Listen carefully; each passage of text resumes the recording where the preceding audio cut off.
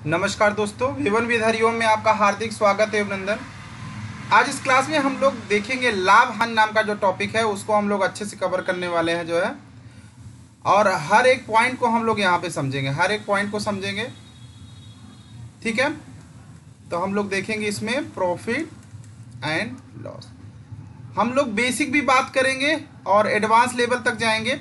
तो सबसे पहले ये जो चैप्टर, इसमें कितने ढंग के क्वेश्चन हमें देखने को मिलते थे? 8 टाइप के क्वेश्चन हमें देखने को मिलते हैं। कितने टाइप के क्वेश्चन? 8 टाइप। प्रॉफिट क्या है, लॉस फाइंड आउट करने के लिए आएगा, परचेज प्राइस फाइंड आउट करने के लिए सेल प्राइस आएगा, प्रॉफिट परसेंटेज, लॉस परसेंटेज। ऐसे ही प्रॉफिट लॉस पहले फाइंड आउट करो, फिर उसका परसेंटेज कितना है।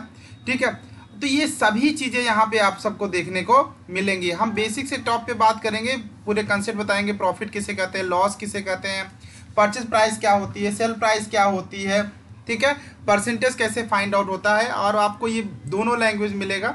देखिए, जैसे कि आपको याद दिख रहा होगा सीट पे कि यहाँ प्रॉफिट लॉस, वही जितनी बातें हमने 8 पॉइंट्स वहाँ लिखे हैं, यही वहाँ इंग्लिश में भी आपको मिल जाएगा। ठीक है, आपके सामने एक क्वेश्चन पहले दिया जा रहा है, एक क्वेश्चन छोटा सा है, उसके थ्रू हम लोग ये 7-8 पॉइंट को फाइंड आउट करेंगे।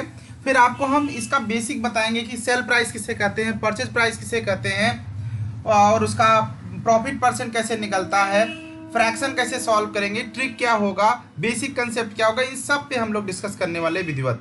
ठीक है, जैसा कि एक प्रश्न आपके सामने स्क्रीन पे दिख रहा है कि राम ने 10 रुपए की दर से 15 अमरूद खरीदे और 16 रुपए की 25 की दर से अमरूद को बेच दिया। सेम बात इंग्लिश में भी, Ram paid ₹10, purchase 15 guava at the rate of 16 and rupees if he buy and sell 375 guava at the rate of ₹25, then tell him. यही सारी बातें बताना वहाँ पे भी कि प्रॉफिट हुआ या लॉस हुआ, प्रॉफिट हुआ तो कितना हुआ, लॉस हुआ तो कितना हुआ। ठीक है ना, परचेज प्राइस कितना है, सेल प्राइस क्या होगा, सब कुछ परसेंटेज वगैरह सब बताना है इसमें। चलिए एक एक करके हम लोग पहले, सबसे पहले इसके सॉल्व कर लेते हैं। ठीक है ना, और ये सभी पॉइंट को हम लोग निकालने का प्रयास करते हैं जिससे आपको हम आसानी से समझा सके। तो चलिए स्टार्ट करते हैं। ठीक है, इसको सॉल्व करना प्रारंभ किया जाए। तो सबसे पहले लिखा गया है कि 15 गुआवा का यहाँ वैल्यू दिया गया है, मतलब 15 अमरूद की वैल्यू कितनी है, 10 रुपया है। 15 अमरूद की वैल्यू कितनी है, 10 रुपये है। तो अब हमको 375 जो है अमरूद हमने परचेस किया है, तो इसकी प्राइस पहले फाइंड आउट किया जाए। तो निकाल लिया जाए एक अमरूद का मूल्य, एक अमरूद की वैल्यू हो जाएगी 10/15। कितना हो जाएगी, 10/15। अब आपको कितना निकालना, 375 अमरूद की जो वैल्यू निकालनी है, तो 10/15 मल्टीप्लाई बाई 375। ठीक है, काट दीजिए, 5 2 जा 10, 5 3 जा 15, 3 1 जा 3, 3 2 जा 6, 3 5 जा 15, और मल्टीप्लाई करोगे तो आ जाएगा 250। मतलब 375 गुआवा का जो वैल्यू होगा, परचेज प्राइस है, वो 250 है। 375 जो आप गुआवा जो आपको परचेज किया है सेल करने के लिए, उसकी आपको प्राइस कितनी पड़ी है, वो पड़ी है 250। ओके, क्लियर हो गई बात यहाँ तक? तो चलिए फिर अब आगे हम लोग समझते हैं, फिर इसके बाद क्या करना है। अब आगे करके इसका आंसर निकालिए। ठीक है, तो 25 अमरूद का विक्रय मूल्य 16 रुपए के रेट से बेच रहे हैं। मतलब 25 अमरूद हम कितने में बेच रहे हैं, 25 अमरूद कितने में बेच रहे हैं, 16 रुपए। ध्यान समझिएगा, वहां पे हमने क्या किया था, 15 अमरूद 10 रुपए खरीदे थे और 25 अमरूद हम 16 रुपए में बेच रहे हैं। तो आपको फाइंड आउट करना प्रॉफिट हुआ या लॉस हुआ। तो भैया एक अमरूद की वैल्यू निकाल लेते हैं। यहाँ पे एक अमरूद का विक्रय मूल्य हो जाएगा 16/25। तो 365 अमरूद का विक्रय मूल्य, अमरूद का विक्रय मूल्य क्या होगा, तो हो जाएगा 16/25 और मल्टीप्लाई बाय 375। क्या हो जाएगा, 375 हो जाएगा। आप मल्टीप्लाई कर लीजिए। क्लियर हो गई बात यहाँ तक? यहाँ तक कोई दिक्कत? चलिए अब इसे सॉल्व कर लीजिए। अब आप सॉल्व करेंगे तो ये सॉल्व हो जाएगा। 5 5 जा 25, 5 7 जा 35, 5 5 जा 25, कट जाएगा पूरा पूरा, 5 वन जा 5, और यहाँ पे हो जाएगा 5 5 जा 25, 15 आ गया, और 15 मल्टीप्लाई 16, 16 इंटू 15 तो हो जाएगा 240। कितना आ जाएगा? 240 आ गया। तो ध्यान समझिए, सेलिंग प्राइस कितनी आ रही है? 240। इसका मतलब क्या हुआ? इसका मतलब ये हुआ कि हमारा लॉस हो रहा है। क्या हो रहा है? लॉस हो रहा है, क्योंकि हमारा जो परचेज प्राइस है वो हमने निकाला 250, और अभी हमने सेलिंग प्राइस जो निकाला वो आ गया 240। बस ध्यान समझिएगा यहाँ पे पूरी बात, ये हमने निकाला है ना, यहाँ पे ये था, हम निकाल रहे थे यहाँ पे परचेज प्राइस। क्या निकाला हमने यहाँ पे? परचेज प्राइस निकाला, वो आया आपका 250, और जब हमने यहाँ पे सेलिंग प्राइस निकाला अकॉर्डिंग टू क्वेश्चन तो हमारे पास आया 240। इट मीन्स लॉस हो रहा है। क्या हो रहा है? हानि हो रहा है। लॉस हो रहा है, हानि हो रहा है। तो हानि का यहाँ फार्मूला होता है purchase price minus selling price. ठीक है, तो 250 और माइनस 240 दैट यहाँ पे आ गया 10 रुपीज़। कितना लॉस हो रहा है? 10 रुपीज़। अब आपको निकालना है कितना परसेंट लॉस हुआ। परसेंट लॉस परसेंट हम लोग यहाँ फाइंड आउट कर लेंगे, लॉस परसेंट। ठीक है, तो लॉस परसेंट क्या होगा? आप निकालिए इसको। चलिए, लॉस परसेंट आपको, ये लॉस कितने पे हो रहा है? तो हमेशा ध्यान समझिएगा, प्रॉफिट या लॉस परसेंट हमेशा होता है loss multiply by 100 upon purchase price.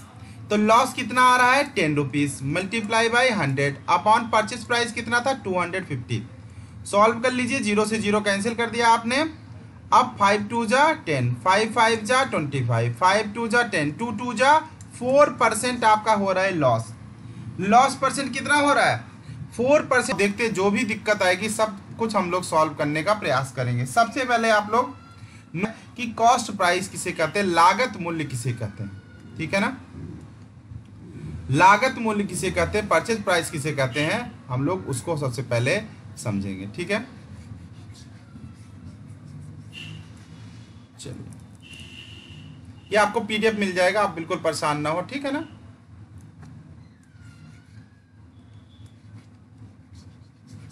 ये आप देखिए सामने आपका लिखा है, हिंदी इंग्लिश दोनों में मिलेगा आपको, जो है कि परचेज प्राइस किसे कहते हैं। ध्यान से समझिएगा मेरी बात।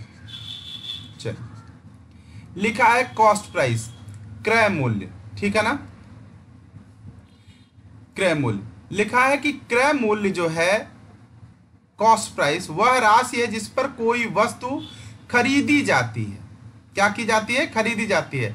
लागत को हम क्रय मूल्य भी कहा जाता है। कॉस्ट प्राइस या क्रय मूल्य क्या होता है? वह राशि होती है जिसपे हम कोई वस्तु खरीदी जाती है, जिसपे हम कोई वस्तु खरीदते हैं उसे हम कहते हैं कॉस्ट प्राइस। और इसी कॉस्ट प्राइस को हम क्या ये भी कहते हैं, क्या? परचेज प्राइस, मतलब क्रय मूल्य भी कहा जाता है। किसी वस्तु के निर्माण में जो खर्चा आता है उसे हम लागत कहते हैं।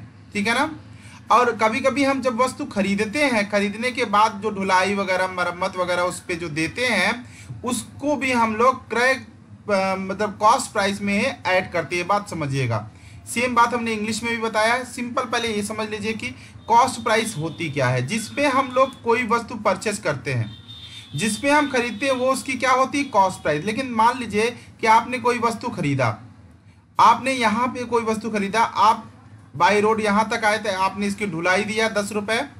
मान लीजिए 100 का आपने सामान खरीदा था, 10 रुपये आपने ढुलाई दे दिया, तो आपको सामान कितने में पड़ा? 110 रुपये। तो इसकी कॉस्ट कितनी हो जाएगी? 110। ऐसे ही मान लीजिए आपने कोई सेकेंड हैंड एक कार खरीदा, सेकेंड हैंड कार आपने मान लीजिए कि आपने 1 लाख रुपए में सेकेंड हैंड कार खरीदा, प्लस उसको जो है बनाने में जो है उसको मेंटेन करवाने में मान लीजिए कि आपके 50,000 रुपीज़ चले गए, तो टोटल कॉस्ट कितना पड़ गया? 1,50,000 रुपये आपका पड़ गया।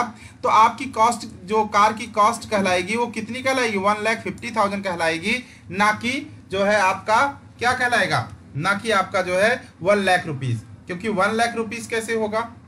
1 लाख रुपीज़ तो जो है यहाँ पे आपका लॉस हो जाएगा। जैसे मान लीजिए कि आर्टिफिशियल आपको प्रॉफिट दिखेगा,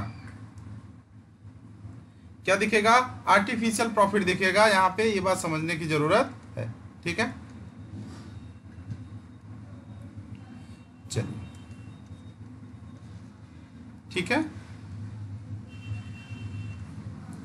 अब हम लोग जो है इसके बाद जो हम लोग को समझना है, इसके बाद हम लोग सेलिंग प्राइस देखते हैं। विक्रय मूल्य किसे कहते हैं इसको हम लोग देख लेते हैं, समझ लेते हैं। ठीक है ना, सेलिंग प्राइस किसे कहते हैं उसको हम लोग देखते हैं, विक्रय मूल्य किसे कहा जाता है। ठीक है ना, तो अब आप हेडिंग बना लेंगे सेलिंग प्राइस। ये हट नहीं रहा है, कोई बात नहीं, चलो छोड़िए, आ गया। हम लोग हेडिंग बना लेते हैं सेलिंग प्राइस।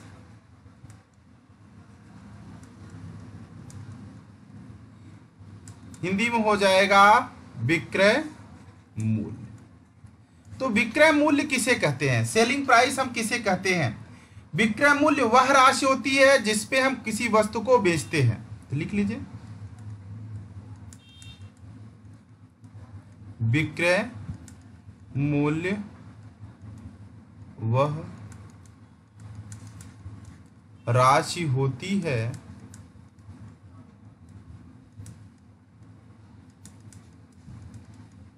जिस पर हम किसी वस्तु को बेचते हैं। विक्रय मूल्य क्या है, सेलिंग प्राइस क्या है? जो सेल कॉस्ट होती है उसे ही हम क्या कहते हैं, सेलिंग वैल्यू जो होती है वही हमारा क्या होती है, जो है वही हमारा विक्रय मूल्य कहलाता है। विक्रय मूल्य वह राशि होती है जिसपे हम किसी वस्तु को क्या करते हैं, सेल करते हैं, बेचते हैं। ठीक है ना। अब अगर बात किया जाए आपसे कि प्रॉफिट किसे कहते हैं, क्या पूछ लिया जाए कि प्रॉफिट किसे कहते हैं, तो आसान है, प्रॉफिट भी बता दीजिए। तो प्रॉफिट बराबर हमेशा होगा सेलिंग प्राइस माइनस, लिख लीजिए यहां पे प्रॉफिट।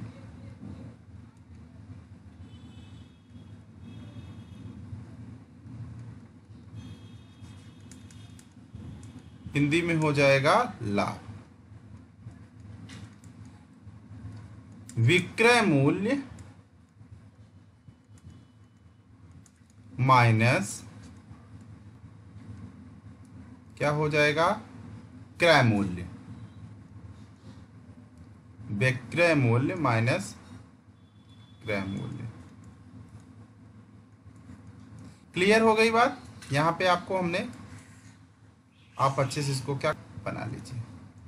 क्लियर हो गई बात? अगर यही चीज पूछ लिया जाए हानि किसे कहते हैं, लॉस,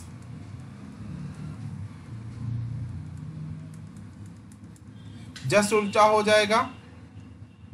क्रय मूल्य मतलब परचेज प्राइस माइनस विक्रय मूल्य,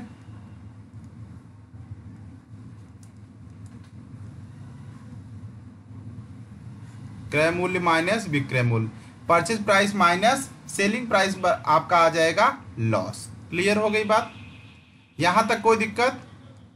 चलिए, अगर कोई समस्या हो तो बिल्कुल कमेंट बॉक्स में जाके कमेंट कीजिएगा, हम आपकी प्रॉब्लम शीघ्र सॉल्व करने का प्रयास करेंगे। अब हम लोग देख लिया जाए लाभ या हानि प्रतिशत। लाभ या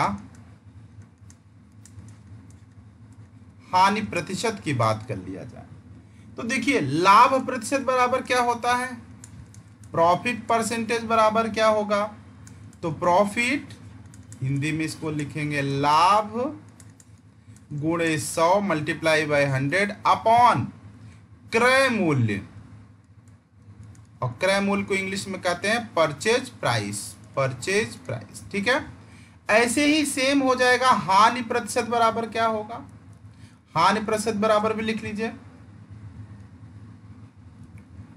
कलर चेंज कर देते हैं। हाँ, हानि प्रतिशत बराबर क्या होगा, हानि प्रतिशत बराबर, तो यहां हो जाएगा लॉस, लॉस मतलब हानि, मल्टीप्लाई बाय 100 अपॉन क्रय मूल्य, क्या हो जाएगा, क्रय मूल्य, वही परचेज प्राइस। क्लियर है यहां तक? यहां तक कोई दिक्कत? कभी कभी क्या होगा कि अगर मान लीजिए अगर लाभ प्रतिशत या हानि प्रतिशत दिया गया हो, अब आपसे कहा जाए कि लाभ या हानि निकालिए, तब क्या करोगे? प्रतिशत ना निकालने के लिए कहा जाए, आपको लाभ या हानि ही निकालने के लिए कह दिया जाए, तब आप क्या करोगे? ध्यान समझो। अभी आपने प्रतिशत देखा, तो लाभ बराबर क्या होता है? जैसे कह दिया 20% लाभ है, तो लाभ निकालना तो आराम से है, तो भी जो भी हो आप यहां पे लिख लीजिएगा क्रय मूल्य। ध्यान से समझिए, बहुत इंपॉर्टेंट है। लाभ बराबर क्रय मूल्य गुणे लाभ का दर, मतलब रेट ऑफ प्रॉफिट, लाभ का दर, रेट ऑफ प्रॉफिट इंग्लिश में हो जाएगा rate of profit, clear, upon 100, ये आपका निकल आएगा। ठीक है, इसी प्रकार अगर हानि प्रतिशत दिया गया हो, हानि निकालने के लिए क्या है, तब हानि बराबर क्या होगा, तो वही लिख दोगे आप क्रय मूल्य